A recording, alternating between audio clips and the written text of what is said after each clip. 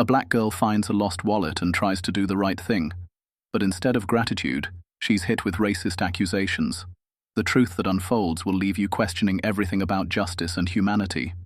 It was a sunny afternoon in Cedar Grove, a small suburban neighborhood where everyone seemed to know each other, or at least thought they did. 13-year-old Aaliyah Brown walked home from school, her backpack slung over one shoulder. The familiar sound of birds chirping and distant chatter filled the air as she passed houses with neatly trimmed lawns. Aaliyah loved this walk. It was her chance to think, dream, and imagine a future brighter than her small-town life. As she turned the corner toward Maple Street, something unusual caught her eye. There, lying in the middle of the sidewalk, was a brown leather wallet. Curious, she stopped and looked around. The street was eerily empty. No one was rushing back for their lost possession. Aaliyah hesitated, her heart racing with a strange mix of excitement and nervousness. She crouched down and picked it up. The wallet felt worn but sturdy in her hands, like it had been cherished for years. She opened it cautiously, revealing a wad of cash, several credit cards, and an ID card tucked neatly into one of the compartments. Her eyes widened at the sight of the money. It wasn't just a few bills. It was hundreds of dollars. Her first thought was practical. Whoever lost this must be panicking right now. But as she glanced at the ID card, a wave of hesitation crept in. The photo showed a middle-aged white man with sharp features and a cold, distant gaze. His name, Mr. James O'Connor, was printed in bold letters beneath it. Aaliyah stood there, holding the wallet, her mind racing. She thought of her mum's constant reminders about doing the right thing, even when no one's watching. She thought about the stories her grandmother told her about the world not always being kind to people like them, stories she hadn't fully understood until now. Clutching the wallet tightly, Aaliyah made her decision. She'd find this Mr. O'Connor and return what was his. But as she continued walking, an uneasy feeling began to creep over her, a quiet voice in the back of her mind whispering that sometimes doing the right thing isn't enough. At the next corner, she spotted a group of older boys from her school leaning against a fence. They were laughing and joking, but as soon as they noticed the wallet in her hands, their teasing turned sharp. "Hey, Aaliyah, you find yourself a sugar daddy?" One of them jeered, making the others burst out laughing. Another chimed in, "That's some serious cash. You planning on keeping it?" Aaliyah's cheeks burned with embarrassment, but she squared her shoulders. "It's not mine. I'm going to give it back." The boys exchanged doubtful glances, their laughter fading. "Good luck with that," one muttered, shaking his head as she walked away.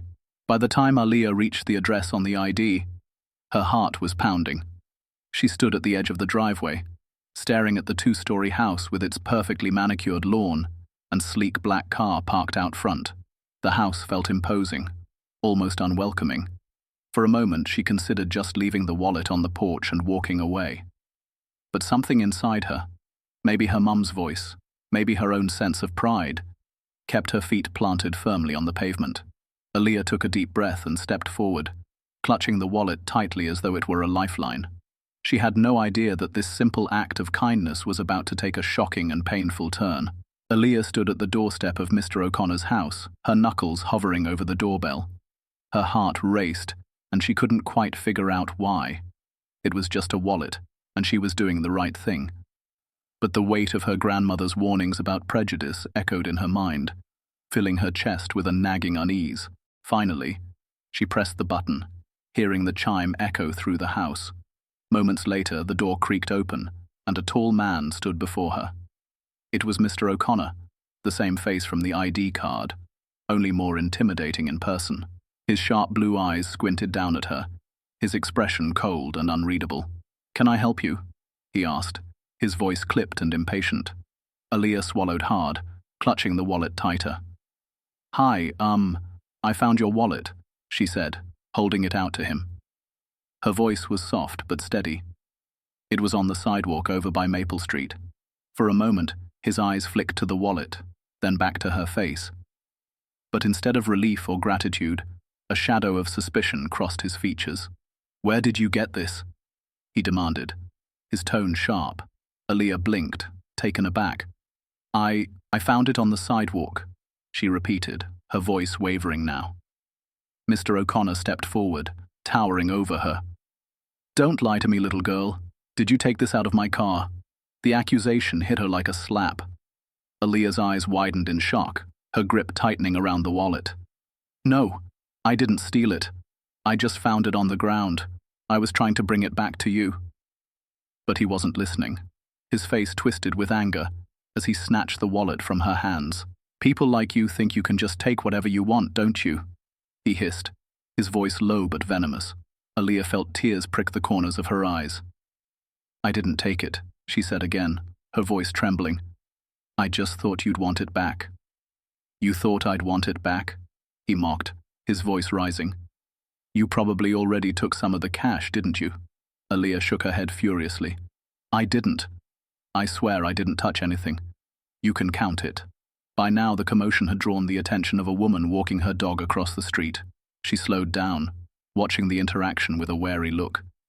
But Mr. O'Connor didn't seem to notice, or care. Stay right here, he barked, pointing a finger at her before retreating into the house. Aaliyah stood frozen on the porch, her chest heaving as she fought back tears. She glanced at the woman across the street, silently willing her to say something, to do something. But the woman just hurried on, her head down.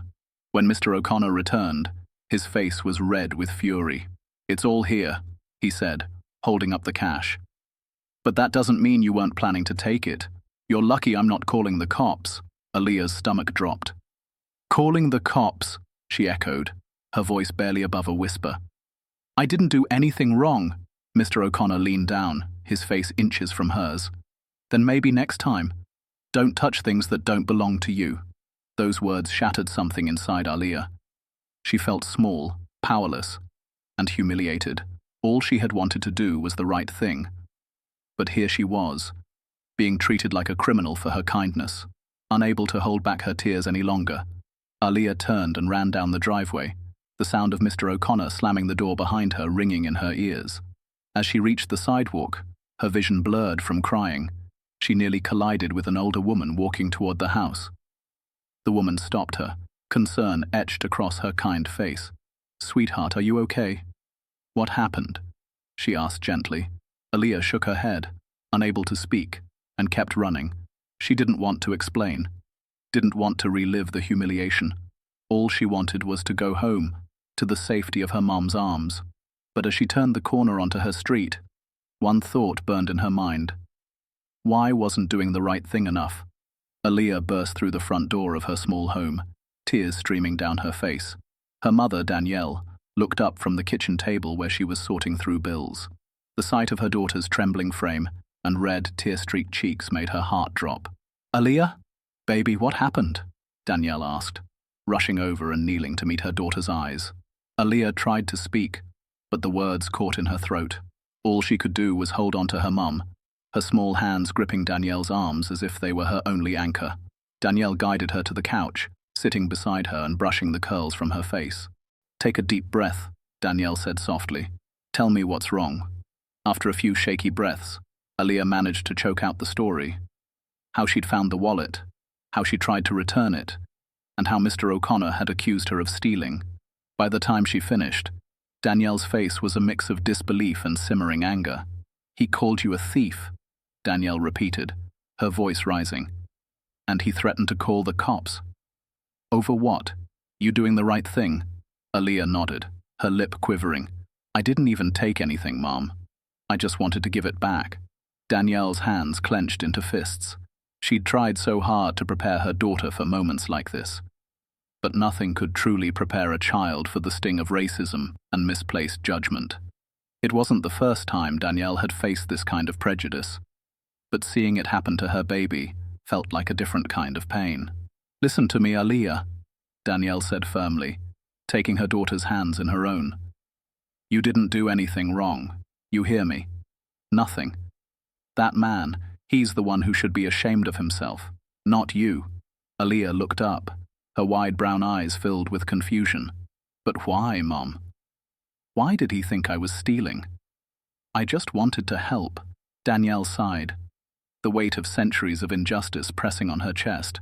How could she explain the complexities of racism to a 13-year-old without breaking her spirit? Sometimes people see what they want to see, Danielle said, choosing her words carefully. And sometimes they judge people like us without even knowing who we are. It's wrong, but that doesn't mean we stop being kind. It doesn't mean we stop doing the right thing.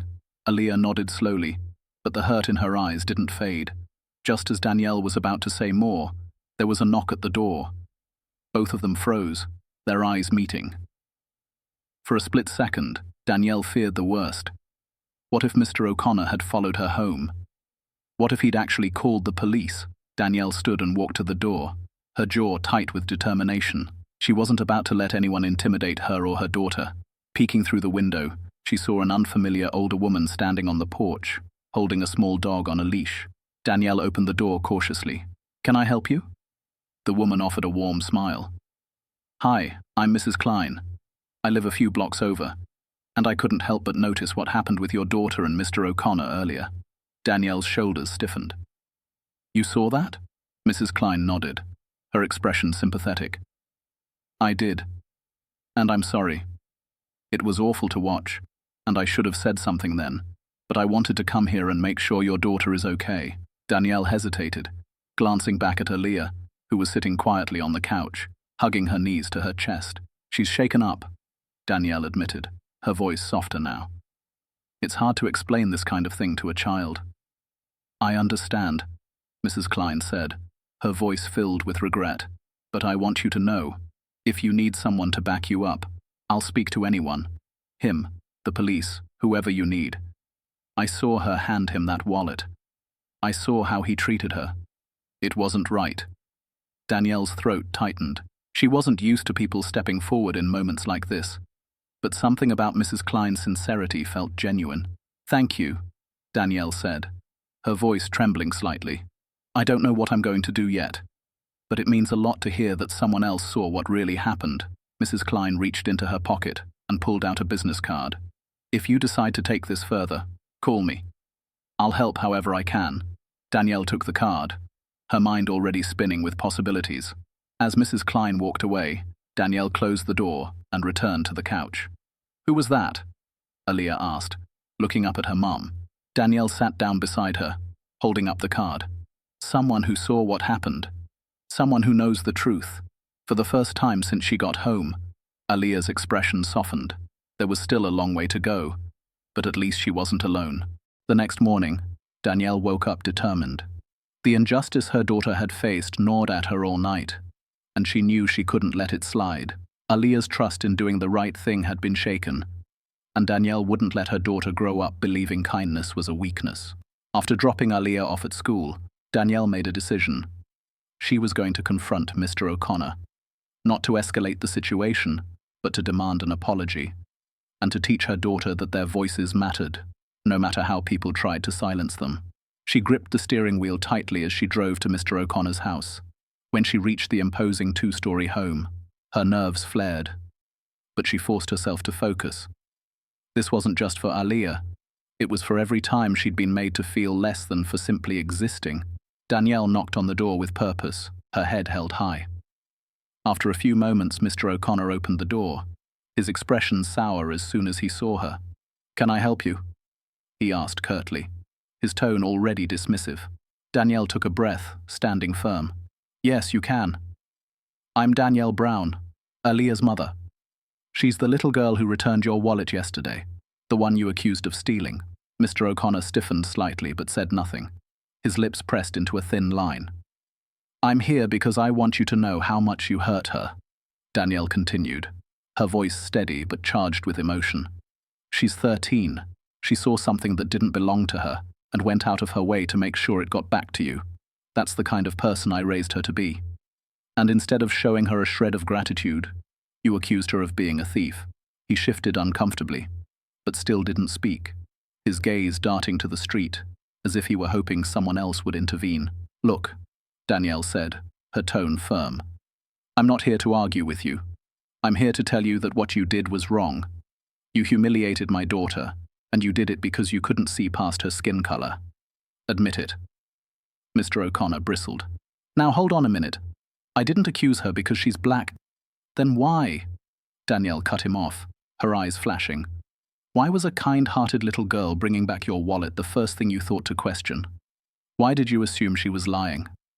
Would you have treated her the same if she looked like you? For a moment, Mr. O'Connor said nothing. His face turned red, and his mouth opened, but no words came out. Danielle pressed on. I'm not here to make excuses for you, and I'm not interested in hearing any. All I want is for you to think about what you did, and to apologize to my daughter. She deserves that, and so do I. You may think this is just about a wallet, but it's not. It's about the way you see people who don't look like you, and whether you want to admit it or not. It's not okay. Before Mr. O'Connor could respond, Danielle turned on her heel and walked away, her heart pounding. She didn't need his approval or his excuses. She'd said what needed to be said, but as she got back into her car, she noticed someone standing near the corner of the street, Mrs. Klein, the older woman who had witnessed the incident. She was holding her dog's leash and nodding toward Danielle with a small, encouraging smile. Later that evening, Danielle sat with Aaliyah on the couch, recounting what had happened at Mr. O'Connor's house. Aaliyah listened intently, her expression shifting from nervous to surprised. You really said all that? Aaliyah asked, a faint smile tugging at her lips. I did, Danielle replied, brushing a curl from her daughter's face. Because it's true, and because you deserve to know that your voice matters, even when people try to make you feel like it doesn't. Before Aaliyah could respond, the doorbell rang. Danielle frowned, exchanging a glance with her daughter. They weren't expecting anyone. When Danielle opened the door, she was shocked to see Mr. O'Connor standing there, holding the wallet in his hands. His shoulders were slumped, and his face bore an expression of discomfort, as though he were carrying something far heavier than the wallet itself. He began, clearing his throat awkwardly. I came to apologize. Danielle crossed her arms, her gaze skeptical. For what, exactly? Mr. O'Connor glanced down at the wallet, then back up at Danielle and Aaliyah, who had appeared at her mother's side. For what I said. For what I assumed. I was wrong. He paused, his voice lowering. You didn't deserve that. Either of you. I'm sorry. Aaliyah blinked, unsure of how to respond. Danielle, however, met his gaze head-on. I appreciate your apology, she said evenly. But this isn't just about words. It's about how you treat people going forward. You have a responsibility to do better. I hope you take that seriously. Mr. O'Connor nodded, looking genuinely chastened. I will. I promise. As he handed the wallet to Aaliyah, she hesitated before taking it, her fingers brushing against its worn leather. She looked up at him, her voice small but steady. I just wanted to help. That's all. Mr. O'Connor looked down, his face clouded with guilt. I know. Thank you. As he turned to leave, Danielle wrapped an arm around Aaliyah's shoulders. The moment wasn't perfect, but it was a step. A small victory in a battle that was far from over. The next few days were quieter, but the events surrounding the wallet lingered in the air like an unspoken truth. At school, Aaliyah was unusually reserved, replaying the incident in her mind. She was still hurt, but something her mom had said kept echoing in her heart.